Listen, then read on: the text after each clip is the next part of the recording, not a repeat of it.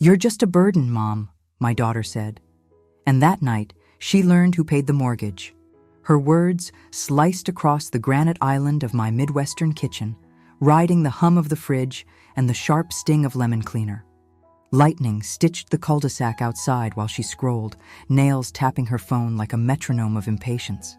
My hand steadied on the deed folder, the paper soft from years tucked in my nightstand. The air smelled of takeout and rain, but humiliation tastes metallic. I swallowed it whole and set the folder down. I'm Margaret, 67, and I have paid more bills than birthdays. Across from me, Ashley, ponytail too tight, a Target bag crumpled by her sneakers, rolled her eyes like I was late rent. "We can't carry you forever," she sighed, loud enough for the ring by the door to catch the tone. The dog slunk under the table when the AC kicked on, as if even he knew a storm was inside tonight. My wedding band clicked against the manila edges, the same hand that signed every check after Harold died. I slid the envelope between us like a dealer laying down the card nobody expects. Bank statements, property tax receipts, mortgage coupons. My name, not hers, not Ryan's. The smirk on her mouth faltered. The blue light from her screen washed the color out of her cheeks. I opened my banking app and tilted it toward her. Transfers from my pension and Harold's life insurance, month after month, the quiet backbone of this roof. "This house stands because I pay for it," I said, soft enough to sting. Outside, thunder answered for me. Inside, she finally looked at me, not through me. "If you're wondering how a mother becomes a burden in a home she keeps standing, and why a grown daughter forgot who keeps the lights on, I will show you every step that led here." It wasn't a miracle. It was a reckoning years in the making. There were calls with the bank at dawn and checks signed with shaking hands no one saw. There were groceries bought when paychecks didn't stretch, and property taxes covered when pride wouldn't. I'll show you how love turned into leverage and how I took it back. Stay with me, and if you believe respect shouldn't retire at 67, subscribe to hear the rest of this story. Her eyes flicked from the folder to my face, and for the first time in months, Ashley's mouth didn't have an answer ready. The blue of her phone went dim as the screen timed out, erasing the little mirror of herself she usually carried. Rain pattered harder against the kitchen window, tiny white lines on the glass that caught the porch light and made everything outside look farther away. "Mom?" she said finally, the syllable long and careful the way she used to say it when someone from church was listening. "That's not what I meant." I folded the banking app back to the home screen, the secure little padlock like a period. "You said I'm a burden," I replied. Not loudly, not quiet. I was a woman speaking in my own kitchen. "You said you and Ryan can't carry me." Ashley bristled. I could see the words form. What about groceries? What about pickups and drop-offs? What about the recital costume I hadn't hemmed fast enough? But she swallowed them, maybe tasting the sourness, maybe deciding they weren't enough. The lemon cleaner was a clean, false smell, hiding the real ones underneath. Dog, rain, old coffee, and something like burnt toast from when the kids wanted Pop-Tarts, and I blinked too long. "We're a family," she said, smoothing nothing on the counter with her palm. That nervous habit was mine too, passed down along with her face shape and the little swirl at our hairline that never lays flat. "Families carry each other. You always said that." "I did," I said. I picked up the manila folder and slid it back to my side of the island. Pain fits in paper easily. The years don't. And we will, if we remember which way the weight is leaning. She huffed gently, that almost laugh she uses in meetings when someone asks a question she thinks is obvious. "Mom, Ryan and I have been making everything work. The kids, the house, our jobs, She stopped and glanced at the hallway, where the nightlight glowed blue against the family photos. 2 pictures there were taken in this very kitchen. One of Ashley on her first day of kindergarten, bangs too short because Harold thought he could save $10, and one of Lily, my granddaughter, balancing on a step stool, cracking eggs into a bowl with both hands while I watched like the bowl was made of gold. I watched my daughter look at those pictures, and I saw the math she was doing. I am part of her history, and I am part of her present, and sometimes that is a lot for a person to hold. "Ryan says we can't do everything," she said at last, as if saying it softer would make it reasonable. He says this house is too much. He says we have to talk about you moving to Maple Ridge. It's not a bad place. She blinked, and I could tell she had rehearsed that part. They have bingo nights and a shuttle to Target. You'd have more friends your age. You wouldn't have to worry about the stairs. Maple Ridge is an assisted living facility, I said plainly. The very nice brochures had arrived along with the AARP magazine and the coupon book for Jewel Osco. I had put Maple Ridge at the bottom of the pile and pressed down hard. She crossed her arms tight as if she were holding herself together. It's independent living too. They have different levels. The storm shifted, and somewhere far off, a siren wound up, the long wavering sound our town tests every first Tuesday at 10. Tonight wasn't Tuesday. Lightning threw our shadows against the wall, my shoulders wider than I remember, and my daughter looking smaller. Age isn't just numbers. It's how much you've come to fill your own skin. There's something I think you forget, I said, about how you came to live here. She looked at me, wary. And what's that? I settled against the counter, my hip finding the dent in the cabinet door where Harold had once dropped a can of tomatoes. You and Ryan weren't here when your lease fell through, I said. You were here 3 months before that. You were here the week he got laid off, when the medical premiums jumped and the boys needed new shoes and the minivan had a power steering leak. You were here when that storm took the maple out back and tore the gutters loose, and you said, "Mom, can we come stay a month while we figure things out?" You said, "We'll help with everything. You won't even know we're there." I remember all of that, she said quickly. We were grateful. Yes, I said. What I think you forget is that you came at all because you knew this roof would hold. You knew it would because I have kept it standing since your father died. Her face softened at his name. He left us the life insurance, she said quietly, as if that evens the books in some tidy column. And he would be furious to hear that used like an eraser, I replied. I saw him then. Harold with his bear's cap and wool socks no matter the season, his coffee always just a little too strong. Tucking his checks into my hand, telling me he trusted me more than any banker because I'd been his bookkeeper since we were 18, and he still thought I was a miracle for not forgetting the car in the oven. He was the one who insisted my name be first on the deed when we refinanced, said it made him sleep easier to know the house was legally mine in case some fool in a tie decided a widow didn't deserve a roof. I have kept this house, and I have kept these people, even when it meant keeping nothing for myself. In the hallway, the dog shook, his tags clinking like tiny wind chimes. He crept back into the kitchen and laid his head on my slipper, watching me with those hopeful eyes that forgive you for everything you forgot to do. Maple Ridge would be easier, Ashley said, and now her voice had an edge to it again. Not sharp, exactly, but careful in the way that tells you it's a needle threaded on both sides. For everyone. You wouldn't be lonely when we're at work.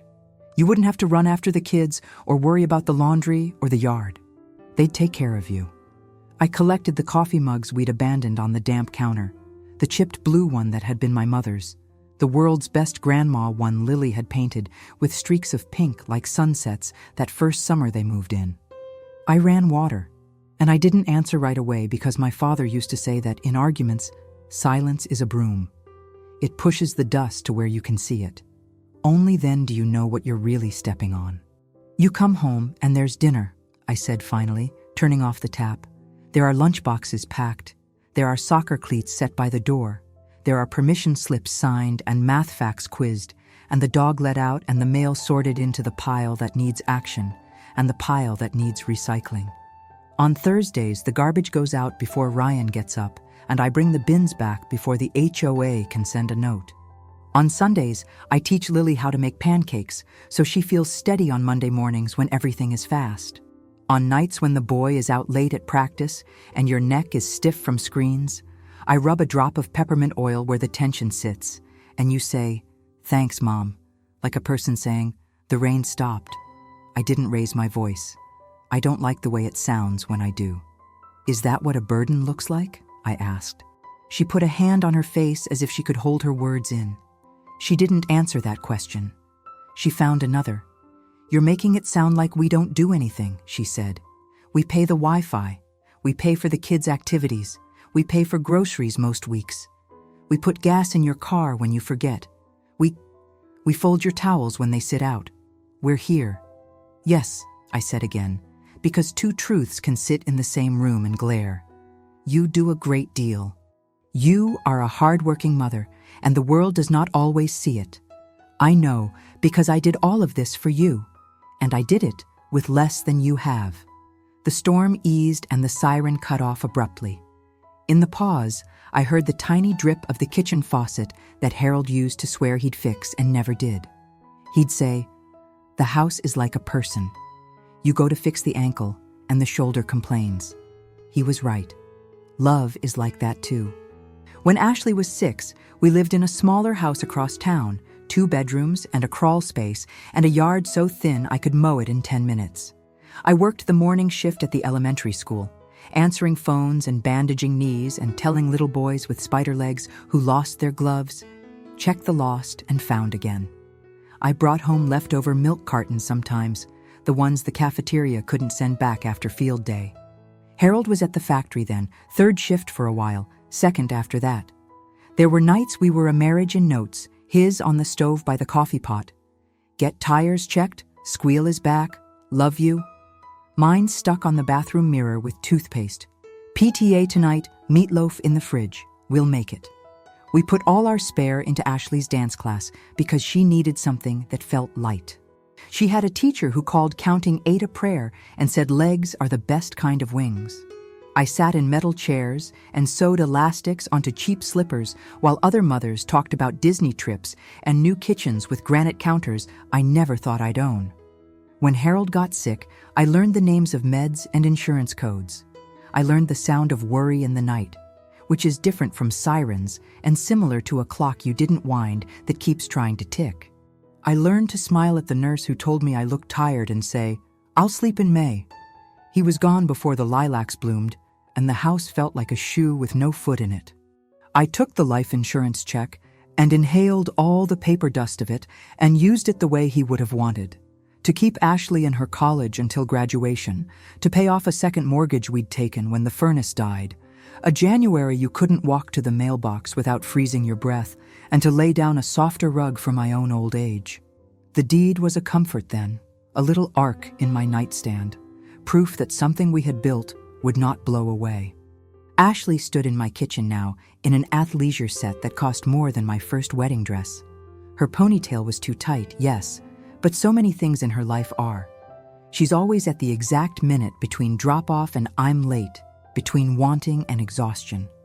"You raised me to be honest," she said, and I could see a little old hope there in her gaze. The hope that if she reaches for the person she thinks I am, I will reach back. So I'm being honest now. "It's not easy living with you." "No," I agreed. "It's not easy living with me. I have my ways. I want the table set my way and the cans turned so the labels face out. I tell you when you're on your phone too much because I think I see my own face in yours with the lights off. I wash out the peanut butter jar and it makes you worry about whether I have enough to do. I am older. Sometimes I forget what I came in the room to get. Sometimes the hearing in my left ear makes your whisper sound like wind.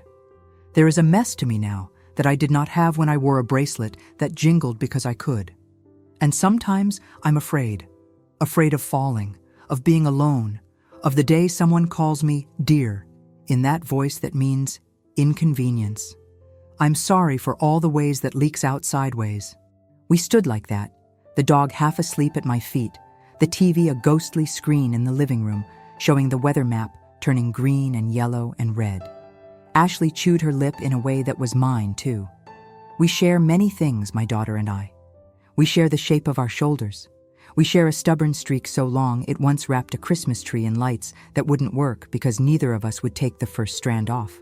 We share grief, though hers is a different color, and we share this house, though our definitions differ. I didn't mean you're a burden like... She stopped and shook her head, and when she looked at me again, she was 22 and had just broken up with the boy we thought she might marry. "Not like that. Words are heavy," I said. "They leave a bruise." "I know," she whispered. She looked at the fridge where the calendar hung. Every square had something, Orthodontist, PTA, Ryan's call, Lily's piano, boys practice, half day, no school, hair, get screen door replaced, me, pay ComEd, me, call Maple Ridge, Ashley, bake sale, me. The calendar kept our life pretending to be stuck together. Most weeks, it worked. I need you to hear another truth, I told her. I hear your fear, Ashley. I see you trying so hard. I see the way you tense when the garage door goes up because you're counting whether there's time to start rice. I see your shoulders hunch at bedtime because there are emails from work and you're worried the boys lost their folders again. I see Ryan standing in the pantry the way men do when they're thinking about budgets and how to get two people to give the same number a story they can live with. I am not against you. I have never been. But I will not be moved like a chair. Her cheeks flushed. No one is moving you like a chair. Talking about Maple Ridge like I can be put somewhere is moving me like a chair, I said. The words came in even lines. Telling me I am a burden in my own home is moving me like a chair. She pressed her thumb and forefinger to her eyes, and I remember doing that in hospital parking lots. Sometimes the body acts like the heart is a damp towel you can wring and get all the hurt out. It doesn't work, but for a second, you feel like maybe it might. We thought you'd feel better there, she said. That's all. We thought you'd be happier. Her voice broke on happier. It's a silly word when you hold it up to grief. It looks like a balloon. There are cedar closets at Maple Ridge, I said. There are nice people to tell you when there's bingo and to make sure you eat. There is a van to take you to the mall so you can buy slippers with hard soles. There are worse places to end up. But Ashley, this is my house. The sound of the stairs in the morning is mine. The way the light comes across that wall at 5:30 in winter, that is mine. I have kept it so it could keep me.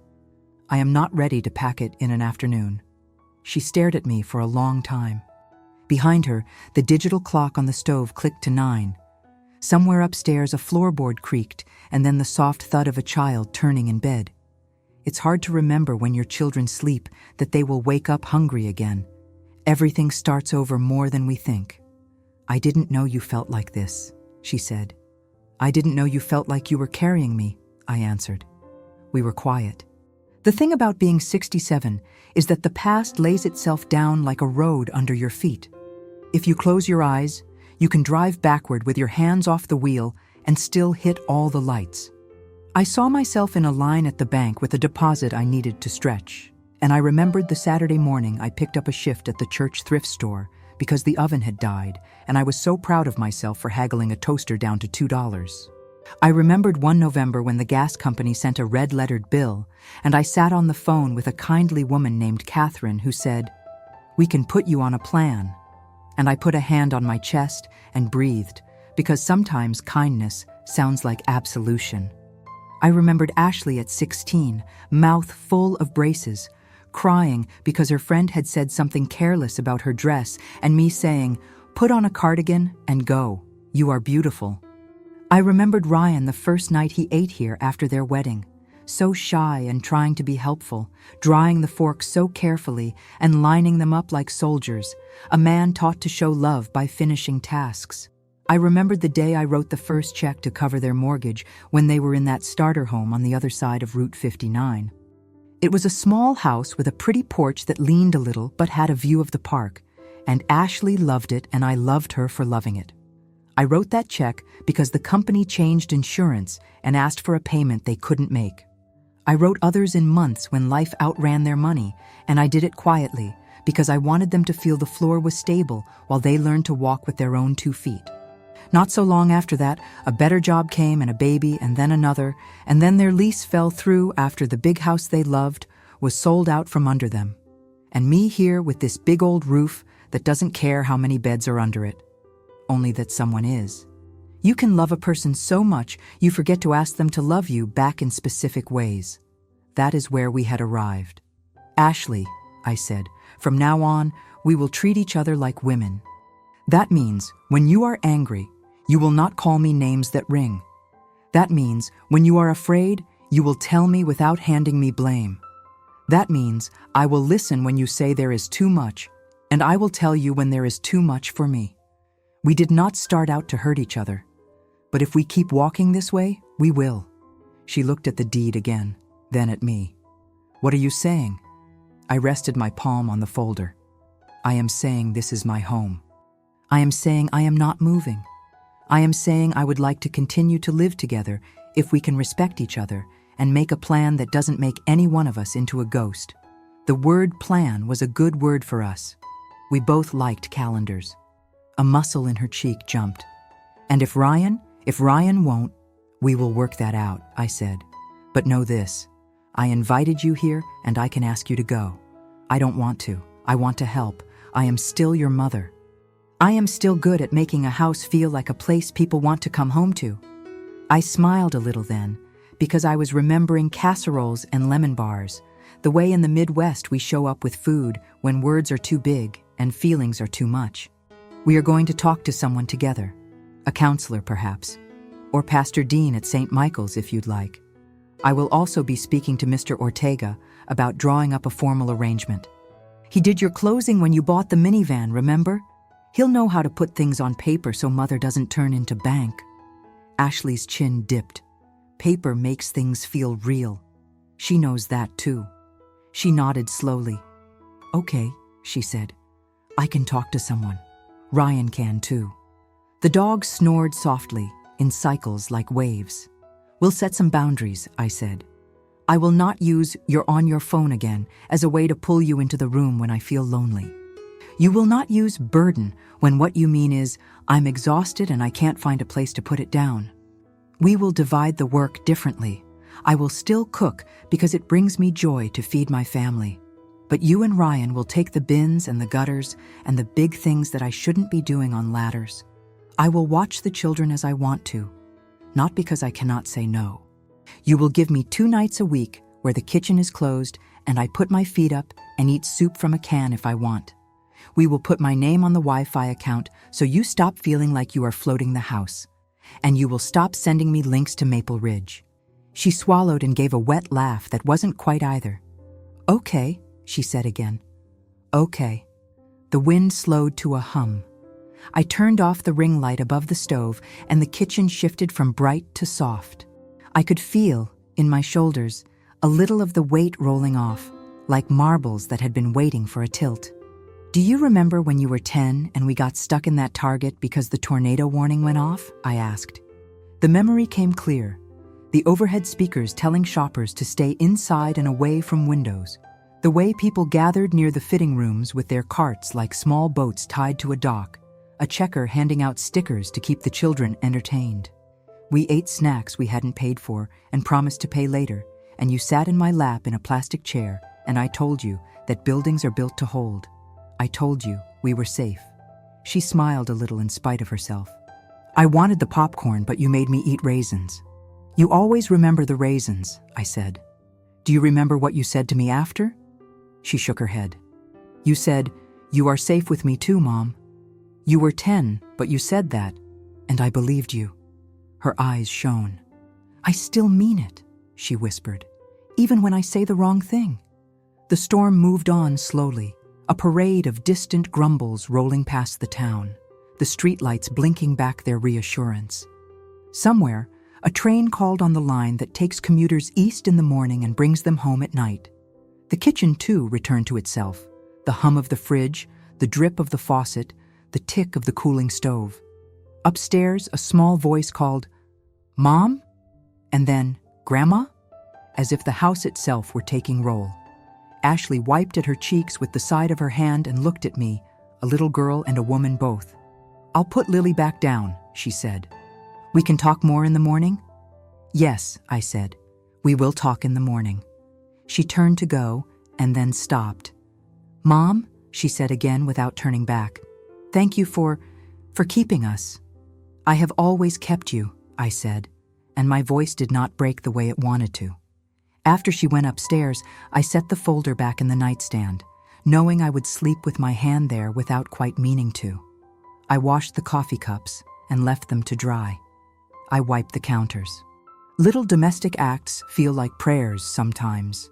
Then I made myself a cup of chamomile and sat at the table where Harold had taught Ashley to balance a checkbook by rounding up every number to the next dollar, so the math was easier. He'd say, "If you can't be exact, be careful." He spilled coffee that day, and we'd laughed because it looked like a map of Michigan. I thought of the small sacrifices that had built this life. The time I wanted to go with Olive, my oldest friend, to see the Smithsonian, and I didn't because Ashley needed new tires and Harold's overtime had been cut. The spring I doubled my hours at the school because they let me, and I made dinner out of ham and beans and cornbread. So often the kids groaned, and we still joke that if you shake a pan in this house, you hear dried beans roll. The way I kept wearing the same winter coat my mother had bought me the year before she died, because I wanted Ashley to be able to go on the band trip. And when she came home, her face was lit from somewhere school couldn't teach. I thought of the big sacrifices too, the ones you don't talk about because they feel like you're tallying. The day after Harold's funeral, when I went to the bank and sat across from a woman in a navy blazer who slid me forms that said, "Surviving Spouse," I signed them with a pen that left a little glob of ink at the end of my name and thought, that is the first time I have ever signed Margaret alone. The time I pulled money from my retirement because the basement flooded and insurance called it an act of God, and I said, the God I know would have made the sump pump last 2 more years. And the agent didn't laugh, and I went and bought the pump anyway. The quiet night I told myself I could live with not replacing the roof when it needed it, that I could just keep a bucket in the attic, and then I imagined my grandchildren sleeping underneath and the wrong kind of rain coming through, and got out of bed and called a roofer at 8 the next morning. My phone buzzed then with a message. It was from Ryan. Sorry. He sent it separate, not in the family chat. He followed it with, I saw the folder. I didn't know. We should talk in the morning. I respect you. I'm tired. I say the wrong thing when I'm tired. I stared at his words, at the simplicity of them. Men from the Midwest often apologize like that, not for the whole bridge, but for the nail they bent. It is both not enough and a start.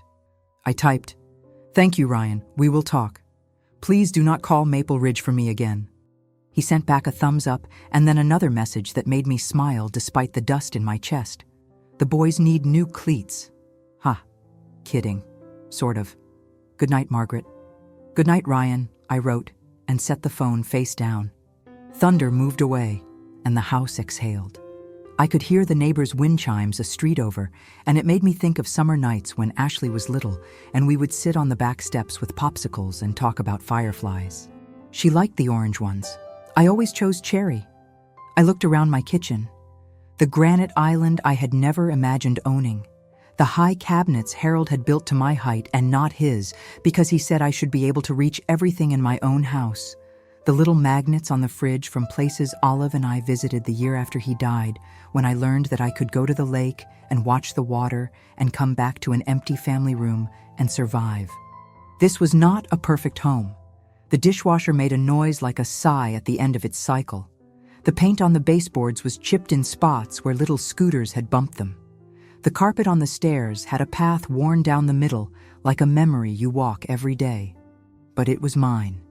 And that had to mean something in this part of the world where so many things try to take away a woman's name when she's done having children. I sipped my tea and let the heat work on me. I thought of tomorrow. Mr. Ortega would know how to word what I needed. Maybe a monthly arrangement from Ashley and Ryan that was fair and clear, not rent exactly, but contribution. A promise about kindness typed and signed, not because paper makes people behave, but because it makes it harder to lie to yourself about what you've agreed to. We could set a date to revisit. We could speak to someone wise about how to live with each other without scraping our edges. We could become a family again instead of roommates trying to split the world. And there would be resistance. I knew that in my bones the way you know a storm is coming in your knees even when the forecast says clear. Ashley's pride would flare. Ryan's numbers would complain. My own temper might run out for once on an ordinary Tuesday when someone left a spoon on the counter and the aunts found it before I did. Grandchildren would test rules. We would stumble. But you cannot switch out the wheels on a car while it's moving. You have to pull over and say, this is where we stop and do this right. I finished my tea and rinsed the cup. I turned off the kitchen light and left the night light on. a slow glow to guide anyone who wandered down for water. On the way to my bedroom, I paused at the photos in the hall. Harold with his ugly Christmas sweater. Ashley missing 2 teeth but beaming like a lighthouse. Lily last Halloween as a witch with a hat too big. The boys shoulder to shoulder in their little soccer jerseys, grass stains a badge that says, "We tried." In my room, I pulled back the quilt I had made from old shirts. 1 square of Harold's flannel next to 1 square of the blouse I wore to my first day at the school, next to 1 square of Ashley's dance costume, a symbol that was supposed to be a star and looks more like a knot. I slid into bed and let the sheets cool me. The thunder now was the sort you can feel, but not hear. A reminder that weather is like family. It passes and returns and is never entirely done. Just before sleep, I thought of the highest sacrifice a mother makes and how it is rarely named. It is not money, though that matters, nor time, though that matters too. It is the sacrifice of imagining you are invisible so someone else can believe they are strong. The danger is that if you do it too well, your child will think you do not exist. Tonight, I had made myself visible again. It was not a blow. It was a soft knocking on the door in a storm, and my daughter had opened it. Morning would bring oatmeal and the school rush and the clatter of cleats in the garage. It would bring Target for glue sticks and eggs and the good bread Lily likes with the seeds on top. It would bring Ryan's coffee breath and a smile that says, "We're okay," and a Post-it on the fridge with a list that looks impossible and will get done because somehow it always does. It would bring the sun coming through the kitchen window in a patch the dog loves, and I would stand in it and feel warmed and say, "We're going to be all right." Aloud, because sometimes you have to hear yourself say it. And somewhere down the line, farther than Maple Ridge, farther than the cul-de-sac light at night, there would be the bigger talk. There would be wills and medical power of attorney, and what happens when walking to the mailbox is a trip I cannot take, and who moves into which room when the first grandchild leaves for college. There would be the decision about whether to keep the garden or let it go to grass, whether to finally replace the carpet on the stairs, whether to paint the cabinets. There would be birthdays and baseball games and maybe a second dog. There might be a day when living together no longer works. That would be another storm. Another gathering of people near the fitting rooms with their carts waiting for the all clear. There would be snacks opened and promises to pay later, and someone would sit in a plastic chair and hold my hand and say, "You are safe with me." I closed my eyes and felt the house around me, the way it settles at night with small pops and sighs like an old woman after a long day. I thought of the church bells 3 blocks over that marked noon, of the flag on the porch that snaps on the 4th of July, of the neighbors who blow snow from each other's driveways in winter without keeping a tally. This is the Midwest, polite on the surface, storms underneath, casseroles to soften both. It has made me, and I have made a home here. Upstairs, Ashley's footfalls crossed the hall into Lily's room. A low murmur, then silence. The dog shifted onto his back and made a noise like a question mark. I reached toward the nightstand and rested my fingers lightly on the cool of the folder, not gripping, just touching, the way you touch a railing when you don't need it yet, but want to know it will be there when you do. "I am not a burden," I said, as if to the air, which carried it to the corners and back to me. "I am the beam." Sleep was thin that night. Even after the thunder faded and the house quieted, words circled my pillow like moths around a nightlight. Those old echoes of burden, better for everyone, Maple Ridge. The folder in my drawer glowed in my mind, not just paper, but a small, dignified testament laid down long before anyone thought the ground might shift. Through the heavy hush of early Midwest morning, I remembered all the times silence was the only armor I had. When Harold was gone and the world creaked apart for a bit around me. When Ashley was a teenager and slammed her door rather than speak. When the checkbook balanced just barely, but bravery had to look easy. Now, hearing my own breath steady in the dark, I wondered how many times love wrapped itself in endurance, and in doing so, erased me from their tally until I became, what? The wallpaper, the baseboard, the quietly humming heart of their mortgage, invisible unless you went looking for the beating underneath. The coffee was ready before sunrise. Old habits, up with the dawn, checking news headlines and the weather app, real threats, imaginary hopes, the fine line between the tornado watch days and the ones that were just wind. I could still hear Ashley's voice from the night before, all fraying edges and careful justifications. The clatter of mugs in the dim kitchen was too loud. The dog, always hopeful, padded beside me, tail sweeping the laminate as if to dust up my courage. By 7, the house rattled to life. Footsteps on carpet, up and down the hall, the soft trills of Grandma and Mom. Lily walked into the kitchen in unicorn pajamas, hair wild, eyes wide to the promise of cereal. I poured her Cheerios, thinking how everything in this house is coded with routine. The blue bowl, the yellow spoon, the way I tip the milk with my left hand because my right aches now in the cold. Ashley arrived, shoulders squared. She looked tired but determined, as if she too had spent the night inventorying every meal I'd made, every ride given, every soccer sock washed. She did not apologize outright, but she kissed Lily's head and placed a quiet, "Morning, Mom," in the air between us, as if to lay something fragile down and hope it didn't break this time. Ryan hovered at the kitchen threshold, coffee mug in both hands, eyes flicking from me to Ashley and away again. He nodded, a silent, cautious gesture. I recognized it.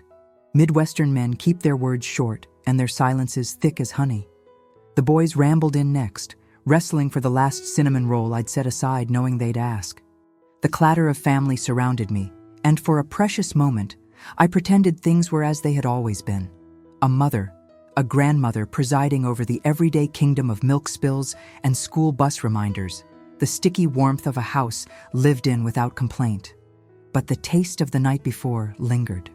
I saw Ashley watching me, her gaze traveling from the folder peeking from my purse to the deed, to the keys on the granite counter, those small, vital things that keep a house a home. That morning, my hands found the necklace Harold gave me on our 20th anniversary instead of my wedding band, a narrow gold locket etched with a lily of the valley snapped shut around a faded picture of the two of us. It had spent years hidden in a velvet pouch at the back of my drawer, taken out only when I needed to remember that once someone saw me plain and whole, enough to place a memory around my neck, not out of obligation, but out of pride. The locket became my anchor. I pressed it tight while the house swirled into its weekday dance. I noticed, more acutely than ever, the little ways my usefulness got erased. Ryan glancing over my carefully stacked coupons and rolling his eyes. Ashley, absent-mindedly correcting me when I reached for the wrong remote or commented on the next storm. I heard myself referred to in the third person while I stood in the room, a conference call, a quick, tense negotiation over property taxes and budgets, my name a bullet point. Lunchboxes needed packing. I moved on autopilot until I overheard Ashley murmur on the phone to her friend, "It's just, she doesn't see how much more complicated things are now. We have our own way of doing things. If Mom could just let go." My body stiffened. I was not holding on, I was holding up. There's a difference, but no one in this kitchen seemed to see it but me. That afternoon, I folded the laundry, tea towels, mismatched socks, someone's soccer jersey with the stains that would not come out. I paused, smoothed the word burden from the fabric as best I could. I remembered when folding laundry meant keeping the world upright, when I passed down the good towels to Ashley for her first apartment, when she'd call and ask how to get out grass marks or whether you separate whites and brights like the book says. I remembered her voice bright with hope. "I don't know how you always did it, Mom." And now here, that skill became something slightly shameful, a reminder of burdens instead of a badge. I began to tally the new injustices, fresh and old. The time Ashley snapped at me for reminding her about her doctor's appointment. Ryan quietly correcting my math on their share of the utilities, even though I'd been balancing this house's checkbook decades before he'd finished college. The sullen way the grandkids groaned when I suggested board games instead of screen time, Lily's quick defense. "But Mom says you forget the rules, Grandma." The offhand joke about early bird dinners when I asked, not for the first time, if we might eat at 6 instead of 8. Tiny nicks all, none enough on its own but sharp together. The injustice grew fatter in my throat as the hours passed, as if I swallowed coins one by one and now carried their heaviness as my unspoken inheritance. By late afternoon, after the kids spilled into the house with turf and sunshine on their arms, Ryan approached, hands stuffed in pockets, and cleared his throat. Ashley and I, we called Maple Ridge just to see about wait lists. Nothing definite. Watching my face, he added, "It's not just about money. It's about space, too. You should be comfortable, Margaret. You deserve to be." Deserve. The words scraped raw. "Thank you," I said calmly, "the way you say thank you to the pharmacist for a prescription you wished you didn't need." When the sun bent low, I made the children peanut butter and jelly for snack and listened to the echo. A woman in her own kitchen, seen only as a task, a problem, a future inconvenience solved only by removing her from the very place she had stitched together. The folder on my nightstand, the locket at my throat, these became more than symbols. They hardened beneath my skin. My marriage, my savings, my sweat braided in every shingle of this roof. Dinner that night was sticky with unease. I made Harold's favorite tuna casserole, topped with potato chips, because that was how you did it in Illinois and Indiana. The kids picked, Ashley scrolled, Ryan loaded the dishwasher but banged the plates just enough. In the stillness after, I took stock. A Midwest woman learns not to say enough unless she means to change the weather. That night, washing the chipped mug, the one with faded blue tulips from a long-closed Ben Franklin store, I felt the pressure rising. My teeth ached from holding in tears, from holding up silence. It was time for my basta. I poured the dishwater out, wiped my hands, and went to my room. I took the deed, my folder, my locket, my dignity, and headed for the front porch. It was barely dark, the time of day when the neighbors' porch lights came on and the air smelled of cut grass and hope. Ashley followed, uncertain, tension in every step. "I need you to sit," I said, soft but fierce. "Ryan, too. Now." There was no protest. They came, their faces uncertain, the wind picking up, the crickets starting in. I set the objects on the table between us. The folder, edges worn. The locket, open. Our young faces inside. I placed my phone, open to my banking app. The evidence in this bright wedge of day and night of what love and labor had built. "You want a reckoning?" I said. "Here it is. Every check I wrote when yours bounced. Every mortgage payment I covered. Every week I made this house work because you were running. Not to shame, not to tally. To make you see me." My voice shook, but I did not lower it. "You talk about a burden? You have never seen what a burden truly is. A burden is silence. It's erasure. A burden is loving so hard you dissolve. You call Maple Ridge? I call this house home." The wind rustled the pages. They said nothing. "If you want the freedom to run your family, you may. But you will not do it here by erasing the woman whose hands patch the walls yours lean on. I'm not asking for thanks. I'm asking for honesty. For recognition." I shut the locket, let it fall in my palm. You may choose to leave. Or you may choose to stay and try again, with ground rules, with real respect, with contribution that is not charity returned but shared effort. You include me in your life, not as an afterthought, but as a member. Ashley blinked, stunned. Ryan ran his thumb along the folder. "If I am such a burden," I whispered, "then you may go. I have lived here before, and I can live here again by myself, but I will no longer be moved as if I am invisible. Tomorrow we see Mr. Ortega about an agreement, and tomorrow we agree to counseling, or you find your own roof." For a long minute, nothing but the summer sounds, distant laughter, a passing car, the clink of the neighbors recycling. Then, quietly, Ashley nodded, tears brimming. "I don't want to leave, Mom. I just wanted it to feel easier. I'm sorry I made you small." Ryan spoke too. "We never meant," I cut him off. "Intended or not, here we are. It stops tonight." There on the porch, under the old maple stump that new grass bent down over, I found my breaking point.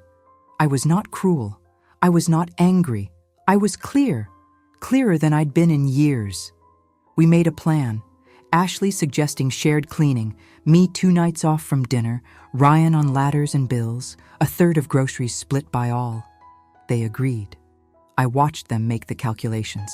It was more, perhaps, than they planned to give.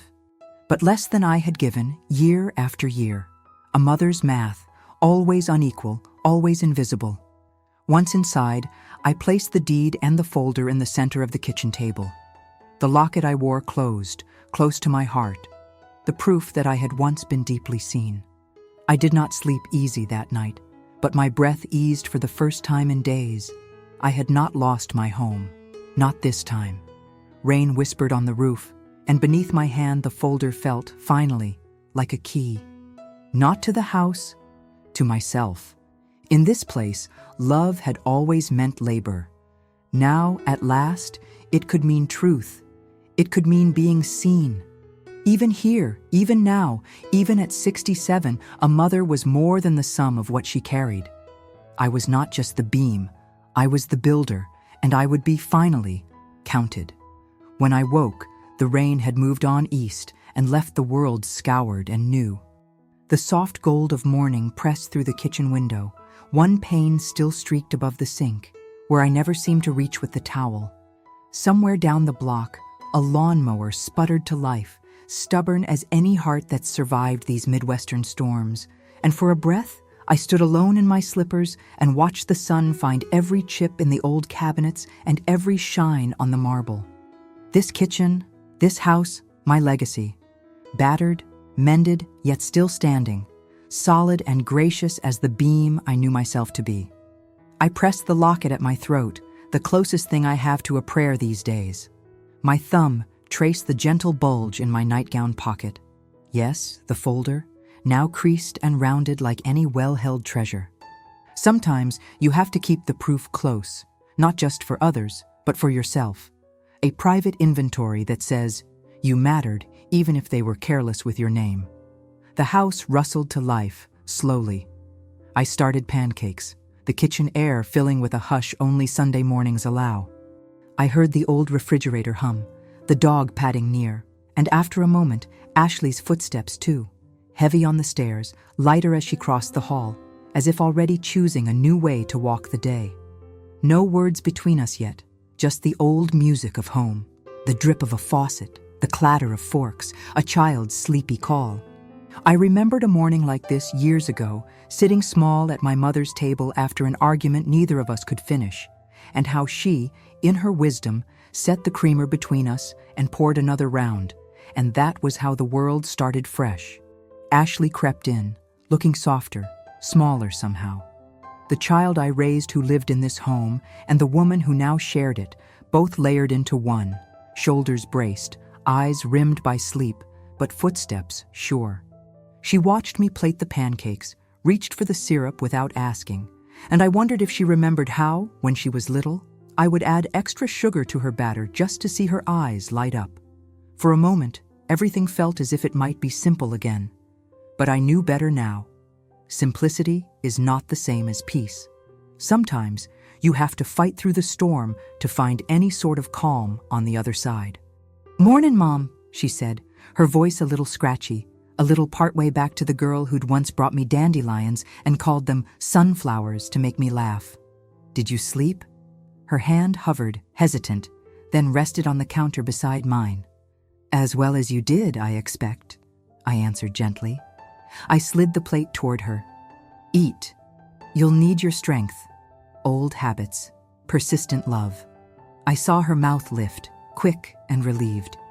Ryan arrived clutching his travel mug, gingerly like it might spill. He unlatched a window, glanced my way, then Ashley's, waiting for some cue about which version of the morning he'd entered. The boys trampled down next, jackets askew, voices tumbling with questions about soccer and rain, and what's for breakfast. Lily chased after, a rainbow of barrettes shooting wild in her hair. This was our usual Sunday.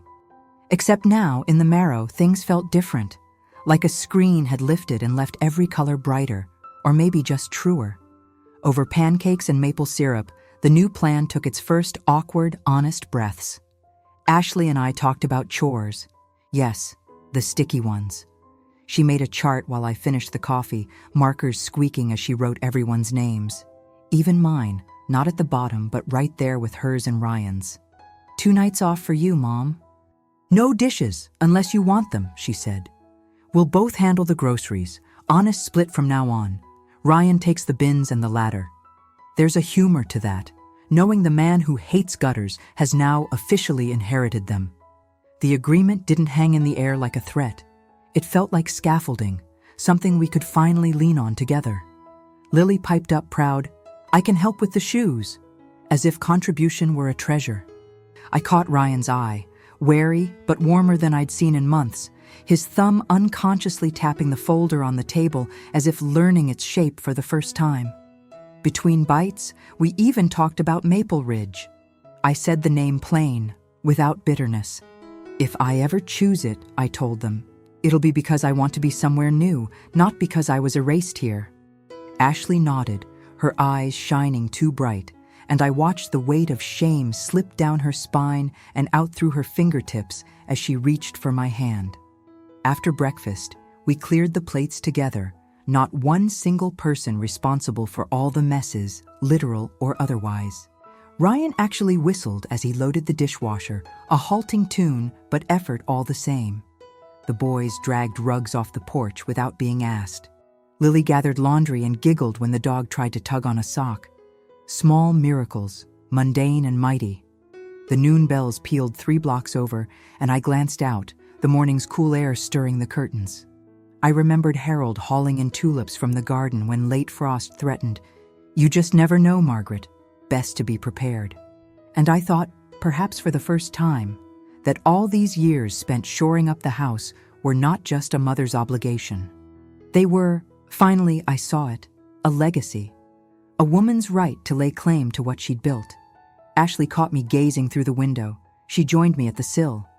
The quiet stretched between us was comfortable, knit from decades of rough moments and too many near-forgotten apologies. Mom, she began, voice tender. I meant what I said last night. I really am sorry. It's not just the mortgage or the chores or the dinners. Somehow, I started thinking of you as part of the house, not part of me. I won't make you invisible again. I faced her. She was as tall as I was now, and for all her strength, looked so much like the girl who once needed me to hold her world together. I know, honey. Neither of us got here on purpose. But we're here, and fixing things is how a family survives. I squeezed her hand, feeling the old ring still firm on my finger, the gold etched with memories and a promise that outlasted any storm. Later, with the kitchen cleared and the sunlight inching up the table legs, I took out the folder. I smoothed it flat and set it in the center, letting everyone see it in broad daylight, no more secrets wadded in drawers. We opened each page. Not as judge or jury, not keeping score, just truth spoken plainly, mercy passed round like water after a long drought. This is the history of our home, I said softly. These lines, my hand your father's, every signature means sacrifice and trust. From now on, let's make sure everyone's name belongs here, not just on the paper, but in the living of it too. That afternoon, we walked together through the yard, Ashley noting repairs needed to the porch rail, Ryan penciling reminders in his phone, the boys racing with the neighbors' kids, Lily skipping in my shadow. We weeded the beds, debated tomatoes over zucchini, argued briefly, as tradition demands, about whether you prune the hydrangeas now or wait for frost. Even the argument felt new, no one afraid that pointing out a problem would make them invalid. This house, battered but beautiful, echoed with the ordinary work of belonging. As the sun set, we cooked together, each person cutting or stirring or fetching without command. I let Ashley sauce the pasta, ruffled the boys' hair when they remembered the Parmesan, and pressed Lily's wild barrettes down just once, making her smile. Even the dog got a sliver of roast chicken, an indulgence for a day when peace had finally cost less than pride. After dinner, we gathered at the table. Lily placed my locket around my neck, the old clasp snapping shut with a satisfying click. Ashley insisted I take the best seat, the one by the window. Ryan poured iced tea, each glass clinking gently. We ate, we laughed, we remembered. The house breathed with us. After the children went to bed and the hushed chime of quiet returned, Ashley lingered in the kitchen, wiping a counter already spotless, a nervous habit I'd taught her. She looked at me, resolve and relief soft in her face. "Mom, I want you here. Not just because of all the things you do, but because you're you. I'm sorry for the words I can't unsay. I hope I can show you with how I act now." Her voice trembled a little. "Thank you for keeping us, all the times I forgot you were carrying us." I smiled, the ache in my heart easing at last. "We're all learning, darling. Love isn't what you owe. It's what you build, every quiet morning, every loud storm." We stood together in the kitchen's hush, the beam of light now resting on both of us, as if even the house agreed this moment was earned. I pressed the locket close. For the first time in many years, I felt both weightless and held, my sacrifices not erased, but seen and named. Later, in the soft privacy of my room, I returned the folder to my nightstand. It slid into place easily, no longer a secret, now a testament. I did not need to grip its edges like a life raft. It had done its work, both shield and legacy. I thought of the storm and of the quiet labor holding up this roof, the burden of love never meant to make anyone small. As I lay down, quilt warm on my lap, I listened to the restful sounds. Ryan's laugh muffled through the wall, Ashley singing softly to Lily, the boys' giggles, the dog circling one last time. The house sighed, content, no longer grumbling against its own weather.